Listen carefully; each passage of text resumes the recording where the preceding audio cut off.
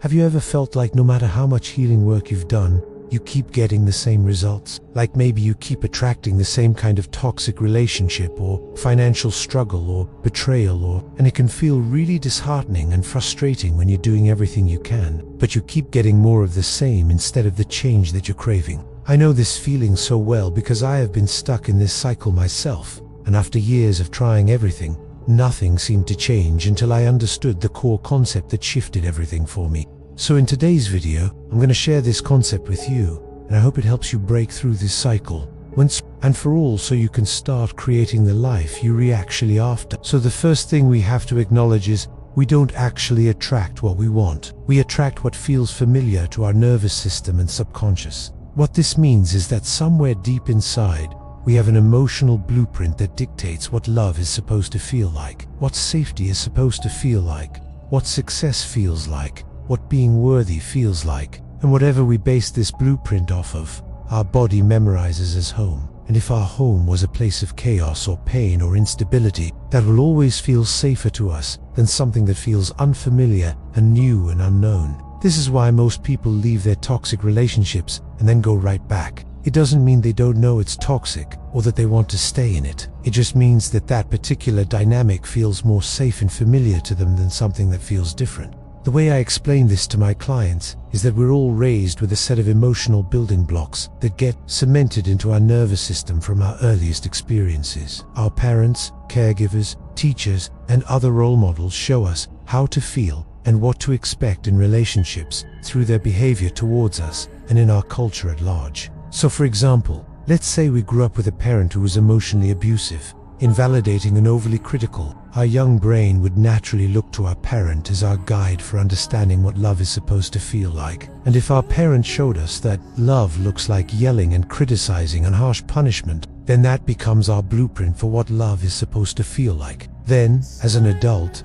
we will unconsciously recreate that same dynamic in our relationships because that feels like home to us. It may not feel good, but it feels familiar and safe. So we will chase after partners who trigger this dynamic because subconsciously we believe that's what love is supposed to feel like. Now, some of you might be thinking, but wait, if we subconsciously recreate these old emotional patterns because they feel safe, then isn't that just self-sabotage? And the answer to that is no, it's not self-sabotage. The reason we do it is because we think we're protecting ourselves from something worse. If our blueprint tells us that love is supposed to feel like emotional abuse, then seeking out partners who align with that dynamic feels like the safest way to love. It may not be conscious and it may not be intentional, but it's definitely not self-sabotage. Think about a young girl who grows up with a father who is emotionally distant and never really shows her affection. She might subconsciously seek out partners who are also emotionally closed off, because that's what she believes love is supposed to look like. Or a boy who grows up with a mother who is overly critical and controlling might subconsciously seek out partners who embody those same dynamics because he believes that's what love is supposed to feel like. It's not that they want to be in these relationships, it's that they don't know any better. They've never experienced anything different, so they think this is what love is supposed to feel like. This is why most people get stuck in these cycles over and over again. Even if we become aware of our negative thought patterns and limiting beliefs, our blueprint will always call us back to what feels familiar, what feels like home, even if it doesn't feel good. Because if our blueprint has been yelling and criticism, then that will always feel safer to us than someone who's showing us kindness and compassion. So the question is, what do we do about this? How do we stop recreating these old patterns and start creating new ones? Well, the answer lies in two key areas: nervous system regulation and somatic safety. Let's talk about nervous system regulation. Every time we experience an emotion, our nervous system gets activated. When we feel fear, our sympathetic nervous system lights up. When we feel safe and secure, our parasympathetic nervous system activates. These two systems constantly interact with each other, keeping us in balance. But if we've experienced a lot of trauma or emotional abuse, our nervous system can get different. In other words, our sympathetic and parasympathetic systems don't turn on and off properly anymore, which causes us to feel chronically anxious, stressed out, overwhelmed, or exhausted all the time. This dysregulation makes it nearly impossible to feel grounded and centered, which is exactly what we need in order to make new choices. When our nervous system is dysregulated, we're basically operating on autopilot, stuck in fight, flight, freeze, or fawn mode. So while we might intellectually understand that a certain relationship or situation isn't good for us, our body will compel us to stay in it because our survival brain is in charge, not our rational mind. Which brings us to somatic safety. Somatic safety refers to our ability to feel physically safe and secure in our bodies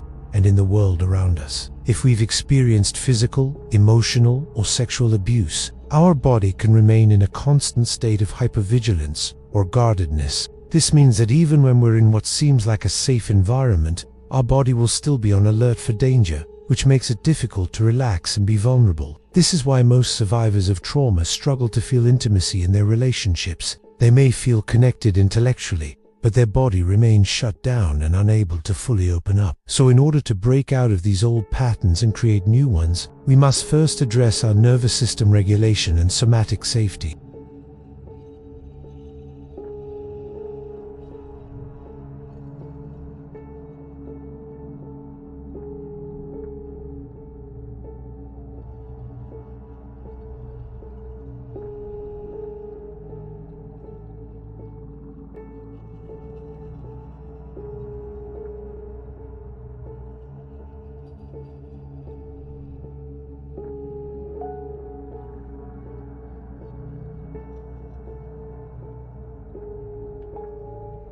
It has been memorizing old patterns and blueprints since you were a child, and it is only now that you're becoming aware of them. It takes courage to face these patterns and even more courage to change them, but it's possible. With consistent work on your nervous system regulation and somatic safety, you can rewrite your blueprint and create new patterns for yourself. It won't happen overnight, but with patience and persistence, you can break free of the past and create a future that feels rich with possibility.